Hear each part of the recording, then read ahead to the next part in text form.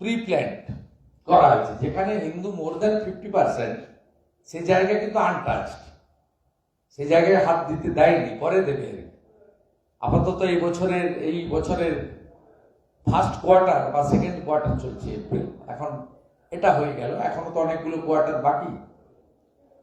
এটা একটা খুব স্কিমেটিক প্রি প্ল্যান্ড হিন্দু শূন্য করার পরিকল্পনা। আমরা খোলা হাওয়া থেকে ম্যাসিভ রিলিফ ওয়ার্ক করবো ঠিক করেছি।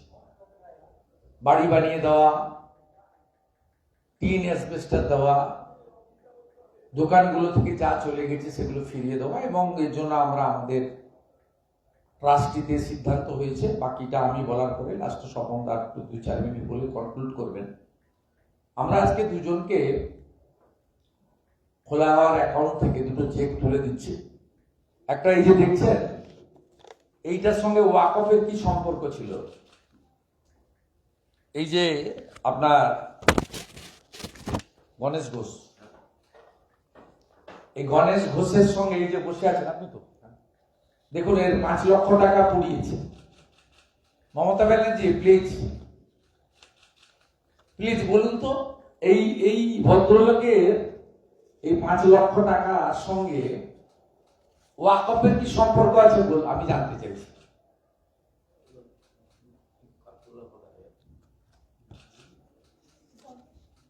গণেশ ঘোষ ভোটার আধার কার্ড পেয়েছে, না সেটা তো উনি ডায়েরি করে ডুপ্লিকেট পেয়ে যাবেন। যে 5 লক্ষ টাকা, দেখুন এই লোকটার, দেখুন আজকেও একটা নোংরা মানে ময়লা ধুতি পরে এসছেন, গলায় গামছা, কত প্রান্তিক মানুষ। এর সঙ্গে ওয়াকফ অ্যামেন্ডমেন্ট বিলের কি সম্পর্ক আছে?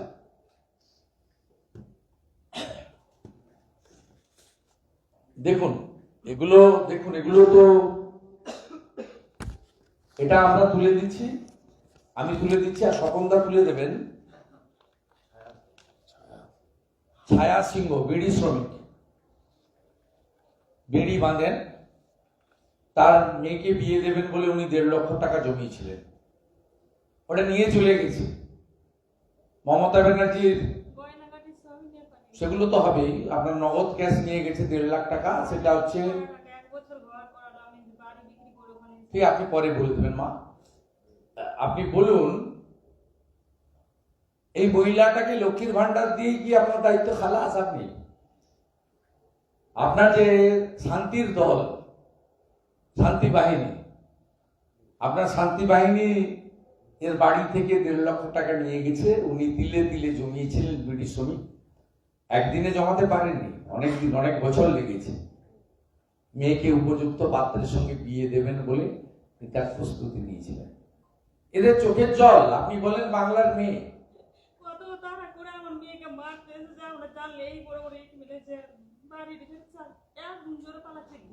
মা আমাদের, আমরা চলে গেলে আপনারা বলবেন, নইলে তো এরা বলবে শিখিয়ে পড়িয়ে বলাচ্ছে। সন্দেশখালীর মতো তমাল বলে একটা চিটিংবাজ আছে, ওকে দিয়ে আবার ডুপ্লিকেট ভিডিও করবে। সন্দেশখালীর ভিডিও করেছিল না, আবার পরে ছাড়বে ভোটের আগে, ভোট এখনো বেরিয়েছে। এদের অনেক কাজে অনেক রকম নোংরামি আছে, আমরা জানি। সত্য আড়াল কখনো করা যায় না। আমি গণেশ ঘোষকে এবং আমাদের দিদি ছায়া সিংহকে মাননীয় সভাপতি খোলা হওয়া স্বপনটা তুলে দিচ্ছেন, ডক্টর স্বপন। আপনার 5 লক্ষ অ্যাকাউন্ট আছে? না অ্যাকাউন্ট আছে, ওনাকে 1.5 লাখ টাকা দেওয়া হচ্ছে, আর 5 লাখ টাকা, এই যে পুরো 5 লাখ পুড়ে গেছে।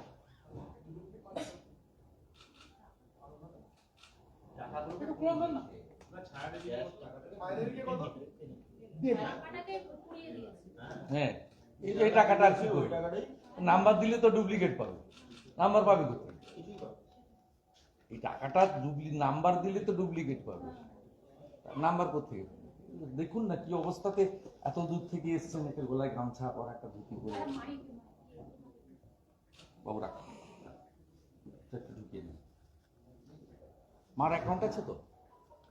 অ্যাকাউন্ট আছে তো? আপনার তো অ্যাকাউন্ট আছে, বইটা পড়ে গেছে। কোন ব্যাংক তো জানেন, কি খুলবেন? ঠিক আছে, ও পেয়ে যাবেন। এটা খোলা হওয়া থেকে আমরা দিলাম। মুসলিম, এটা কোন মুসলিম হিন্দু? এটা কি এই দিদি কি বলছে? দিদি তো কাকে ভোট দিচ্ছে আমি জানি না, এর অপরাধ রেখে। ইনি বাংলার মেয়ে নন? ছায়া সিংহ বাংলার মেয়ে নন? তো তার বাড়িতে একটা বিড়ি বাঁধা শ্রমিক তিলে তিলে জমিয়েছিলেন। এগুলো কি বলছেন? কি এত প্রমাণ দিয়ে বলছে?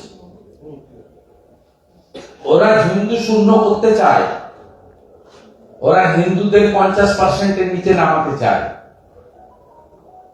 বাংলাটাকে পার্মানেন্টলি কাশ্মীর এবং পরে বাংলাদেশ করতে চায়। This is the actual agenda of the Trinamool Congress. এই ফারাক্কা, মোথাবাড়ি এবং শামসেরগঞ্জে মুসলিমদের বড় একটা অংশ ভোট দিয়েছিল কংগ্রেসকে। এই কমিউনাল ক্লাস করে ভোটটাকে রিটেন করার ব্যবস্থা করলো তৃণমূল কংগ্রেস। এই চোখের জলে ধ্বংস হবেন মমতা বন্দ্যোপাধ্যায়, এদের চোখের জলে। এগুলো কি? এটা একটা ভদ্রলোকের চোখের জল দেখেছেন ধুলিয়ান শামসেরগঞ্জে? বলছে আমি তৃণমূলকে পার্টি অফিস দিয়ে রেখেছি, আমি তৃণমূলকে ভোট দিই। হরগোবিন্দ দাস এবং চন্দন দাস তো সিপিএম ক্লেম করছে, আপনাকে বলছি না বিজেপি ওয়ার্কার। বাড়িতে ঢুকে জবাই করে দিচ্ছে শুধু হিন্দু পরিচয়। আমরা কমিউনাল বলছি না, তোমরা কমিউনাল করেছো। এক লাইনে 7টা দোকান, 5টা দোকান পুড়িয়েছে হিন্দুদের, 2টো মুসলিম দোকান রেখে দিয়ে গেছে। হিন্দুদের বাড়ি থেকে ছাগল আর গরু, আজকে আমি সোশ্যাল মিডিয়া পোস্ট করেছি, দেখবেন এক্স হ্যান্ডেলে, ফেসবুকে। গরু ছাগল গুলো বের করে নিয়ে গেছো। কত প্রমাণ চান আপনারা? প্রেস ক্লাব কলকাতা বেঁচে আছে কিনা জানি না, এখনো লন্ডনে ব্যাগ গিয়ার দিচ্ছে কিনা জানি না। যদি থাকেন একটু রিলিফ ওয়ার্ক করতে যান, অ্যাক্রিডিটেশন কার্ড গুলো সাথে নিয়ে রিলিফ ওয়ার্ক করতে যান। আমার কাছে সাহায্য চাইবেন, আমি 1 লক্ষ টাকা চেক পাঠাবো প্রেস ক্লাব। যান, রিলিফ করুন একটু। হুঁশ যাদের থাকে তাকে তো মানুষ বলে।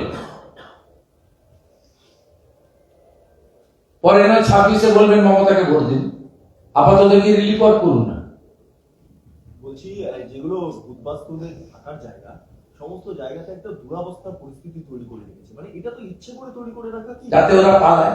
পোকাযুক্ত খিচুড়ি খাচ্ছে, 3 দিন ধরে খাচ্ছে না। আমরা যা করার করছি, আপনারা ভয় পাবেন না, যা করার করছি। এদের সমস্ত মমতার টাকা দরকার নেই, আমরা সব করে দেবো, একদম পুরো করে দেবো। গোটা পৃথিবী থেকে টাকা আসছে, হিন্দুরা পাঠাচ্ছে টাকা। আমরা তো সবে 80টা 44 জনকে অলরেডি পাঠিয়েছি, 80টা বের করলাম আজকে। 750 জন এমন আছে যাদের পেটিএম নেই, পেটিএম করার ব্যবস্থা হচ্ছে। আরেকটা ইম্পর্টেন্ট জিনিস মাস ম্যাসিভ করবে। এবং আমি আগামী 10ই মে পর্যন্ত, আবার কালকে কাঁথিতে একটি বিজেপির কর্মী সভা আছে, সেটা অ্যাটেন্ড করবো। আমি পলিটিক্যাল প্রোগ্রাম করছি না, আমি রিলিফ ওয়ার্ক করবো, আমি হিউম্যানিটেরিয়ান ওয়ার্ক করবো। আর্জেন্ট থাকলে করবো, কোনো বার্নিং ইস্যু হলে বিরোধী দলের নেতা তো ঘরে থাকতে পারে না। আমি আগে পুনর্বাসন এবং এদের পাশে দাঁড়ানো, এটা হচ্ছে সবচেয়ে প্রায়োরিটি যুক্ত কাজ। আমার মা বরিশাল থেকে 1 কাপড়ে এসছে, যন্ত্রণা তো আমি জানি, অনুভব করি, কিন্তু হিন্দু শূন্য করতে চায়। 10,000 লোক ঘর ছাড়া হয়েছে, কি আপনারা 400, 500, 600 দেখাচ্ছে? ঝাড়খণ্ডে কতজন চলে গেছে? আমার মঙ্গলবার কৃষ্ণনগরে প্রোগ্রাম ছিল, আমি রিকোয়েস্ট করেছি জেলা বিজেপির প্রেসিডেন্টকে যে না, আমার পক্ষে সম্ভব না। আমার ফার্স্ট প্রায়োরিটি হচ্ছে প্রত্যেকটা বাড়ি ধরে ধরে, এদের যেমন দাঁড়িয়েছি, প্রত্যেকটা বাড়ি ধরে ধরে হিন্দুদের পাশে দাঁড়াবো। এবং খোলা হওয়া থেকে আমরা সিদ্ধান্ত নিয়েছি, আমরা সব চেকে পেমেন্ট করেছি, ট্রান্সপারেন্ট। সব রিলিফ মেটেরিয়াল দেবো, যা যা লাগে, টিন, অ্যাসবেস্টার, যাদের দোকান ছিল, তারপরে সমস্ত দেবো, যা লাগে সমস্ত লাগে। আপনাদেরকে একদম রিবিল্ড করে দেবো, পুনর্বাসনের ব্যবস্থা। তারপর তো লিগ্যাল ব্যাটেল আছে, বড় করে লিগ্যাল ব্যাটেল হবে। সোমবার দিন কেস আছে, আমরা ওয়েট করছি, দরকার হলে সুপ্রিম কোর্ট পর্যন্ত নিয়ে যাব। সমস্ত যাদের মোবাইল ফোন চলে গেছে, তাদের মোবাইল ফোন সমস্ত আমরা অ্যাকচুয়াল অ্যাসেস করে আমাদের ভলান্টিয়ার দিয়ে খোঁজ নিয়ে করছি। এবং আমরা আশা করছি ডিভিশন বেঞ্চ খোলা হওয়াকে অ্যালাউ করবেন। আমাদের 3 জন করে 10টা টিম, সিঙ্গেল বেঞ্চে যে অর্ডার আছে 30 জন ভলেন্টিয়ার একদম কেস টু কেস ধরে আমরা হিন্দুদেরকে একদম দাঁড় করিয়ে দেবো, চিন্তা করবেন না। যে গ্রামে 400 ফ্যামিলির মধ্যে 30টা হিন্দু ফ্যামিলি আছে, 3টে হিন্দু ফ্যামিলি আছে, তাকেও আমরা মর্যাদার সঙ্গে মাথা উঁচু করে অর্থনৈতিক সামাজিক প্রোটেকশন দেব, আইনি প্রোটেকশন দেব। এবং আমরা আবেদন করেছি গ্রামরক্ষী বাহিনী কাশ্মীরের মতো করে প্রশিক্ষণ দিয়ে তাদের জন্য ব্যবস্থা, যদি না করে আমরা ওখানকার হিন্দুদের বলবো আপনারা ডিএম এর কাছে লাইসেন্স ক্লিয়ার করুন, আত্মরক্ষার অধিকার প্রত্যেকের আছে। ডিএম যদি না দেয় আপনাদের কোর্টে আমরা লয়ার দিয়ে প্রোভাইড করব, আমরা সব রকম সাহায্য করব। হিন্দু শূন্য করতে আমরা দেব না। যা 47 হয়েছে, যা 71 হয়েছে, তৃতীয়বার এখানে হবে না, করতে দেব না। সেটা আমি একা নয়, স্বপনদা একা নয়, আমাদের সঙ্গে বহু লোক রয়েছে। আমরা ইতিমধ্যে একাধিক হোয়াটসঅ্যাপ গ্রুপ ফরমেশন করেছি এবং গোটা পৃথিবী থেকে আমরা রেসপন্স পাচ্ছি। আমাদের প্রচুর লোক এই বিষয়ে কাজ করছে, যারা জীবনে ভোটে দাঁড়াবেন না, ভোটে লড়বেন না, প্রয়োজন নেই, ইটস ইমার্জেন্সি, সব কাজ ছেড়ে এই কাজ করো। আমিও বিধানসভায় প্রতিবাদ করেছিলাম, হরগোবিন্দ দাস চন্দন দাসের জন্য করেননি কেন? উল্টে বললেন মমতা ব্যানার্জিকে গ্রেপ্তার করার দরকার নেই, শুভেন্দু অধিকারীকে গ্রেপ্তার করুন। বললেন এরা দুজন গেছিল দাঙ্গা থামাতে, আর বাড়ির লোক বলল হিন্দু হওয়ার জন্য আমাদের এই মুসলিম গুনস আমাদের খুন করেছে এবং আমরা বাড়িতে ছিলাম, বাড়িতে ঢুকে খুন করেছে। সেলিম সাহেবকে পাঞ্চার তো সিপিএম এর লোকই করে দিয়েছে, হরগোবিন্দ দাস চন্দন দাসের পরিবারই করে দিয়েছে। কালকে মঞ্চটা হরগোবিন্দ দাস চন্দন দাসের নামে উৎসর্গ করুন এবং সবার প্রথমে আলাদা করে 2 মিনিট নীরবতা পালন করুন এবং মঞ্চ থেকে হরগোবিন্দ দাস চন্দন দাসের জন্য কোচবিহার থেকে কাকদ্বীপ একটা ইনসাফ যাত্রার আহ্বান করুন, এইটুকু আমি আশা করব। শুভেন্দু দা, সোমবার দিন শালবনী যাচ্ছেন মুখ্যমন্ত্রী মমতা বন্দ্যোপাধ্যায়, জিন্দালদের ঢপ মারতে যাচ্ছে। সৌরভ গাঙ্গুলি যাচ্ছে নাকি? চুক্তি হলো যে ওখানে ইস্পাত কারখানা করবে, সৌরভ সঙ্গে যাচ্ছে নিশ্চয়ই, ঢপ মারতে যাচ্ছে। ওখানে বারবার যায়, এর আগে গিয়ে সিমেন্ট কারখানা করেছিল, চলে না, এটাও ঢপবাজি।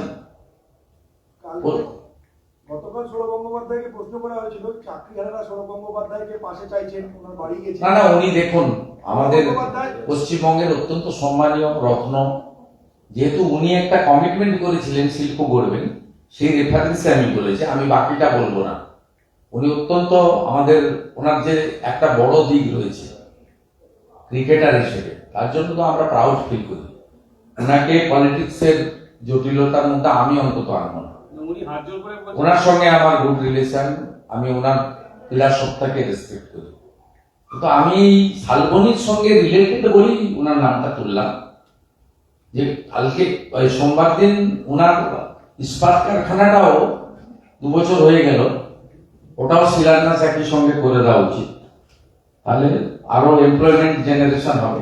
অন্তত জেনারেশন নাই হোক, বলা যাবে ভোটের আগে অন্তত বলতে পারবেন যে কিছু চাকরি হবে। শালবনীর পরেই পরের সপ্তাহে মমতা বন্দ্যোপাধ্যায় 4 দিনের জন্য জগন্নাথ মন্দিরের উদ্বোধন, এবং ওটা মন্দির নয়, জগন্নাথ ধাম কালচারাল সেন্টার। সরকারি টাকায় হিন্দুদের মন্দির হয় না। ওই দিন অক্ষয় তৃতীয়া উপলক্ষে কাঁথিতে 1 লক্ষ সনাতনী সমাবেশ হচ্ছে, যজ্ঞ হবে, গীতা পাঠ হবে এবং রাজ্যের 1000 সাধু সন্ত ওই দিন যাচ্ছেন অক্ষয় তৃতীয়ার সনাতনীদের শুভেচ্ছা জানাতে, চিন্ময় কৃষ্ণ প্রভুর মুক্তি এবং আরোগ্য প্রার্থনা করতে, হিরণ্ময় প্রভুর উপর আক্রমণের নিন্দা করতে, আর মুর্শিদাবাদী হিন্দুদের উপর আক্রমণের জন্য হিন্দু সমাজ সনাতনীদের ঐক্যবদ্ধ হওয়ার আহ্বান জানাতে।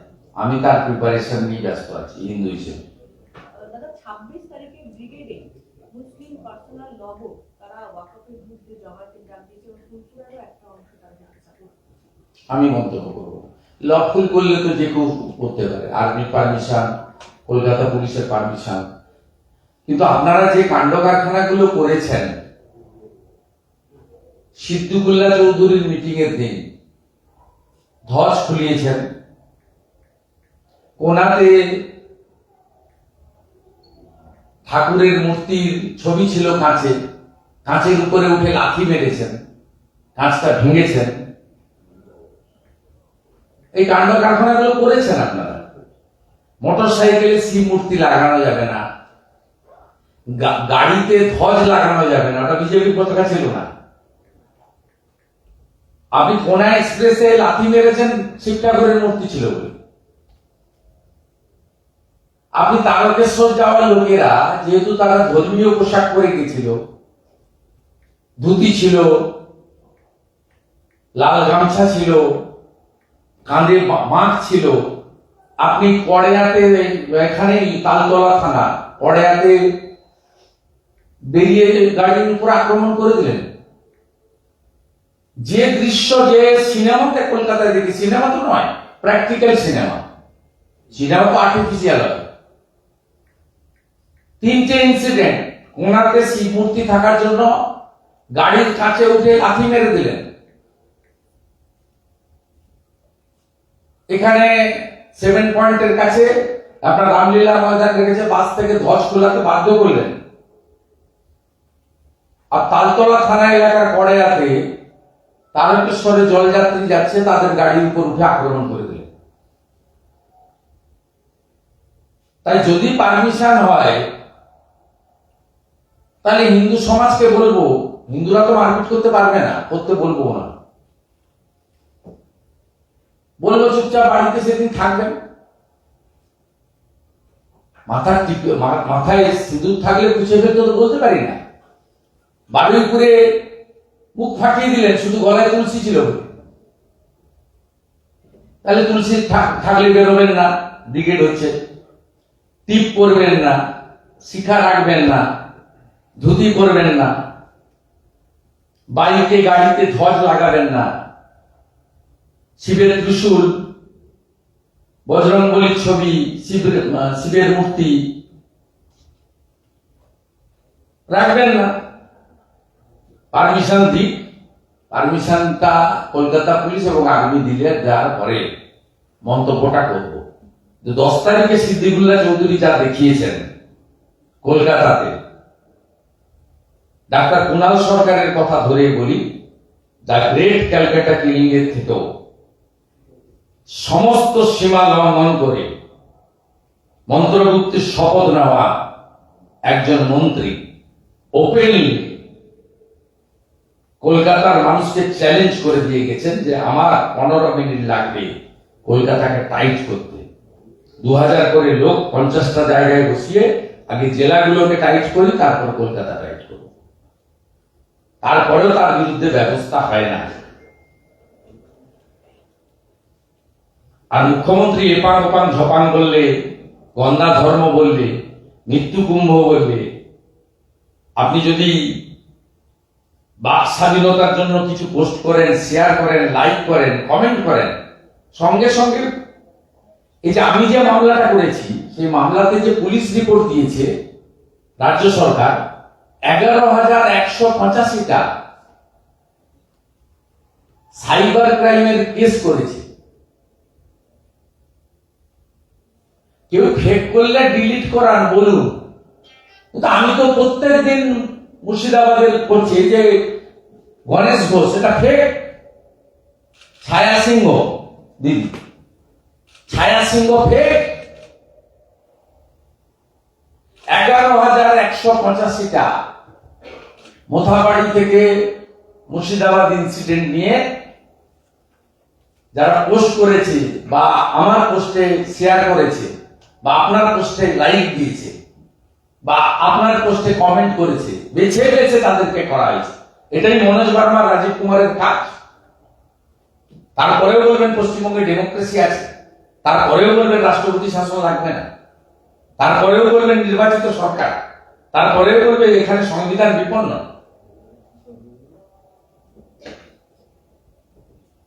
বলে দিলাম এ লড়াই ডু অর ডাই, নয় হিন্দু থাকবে নয় মুসলিম লীগ টু মমতা থাকবে।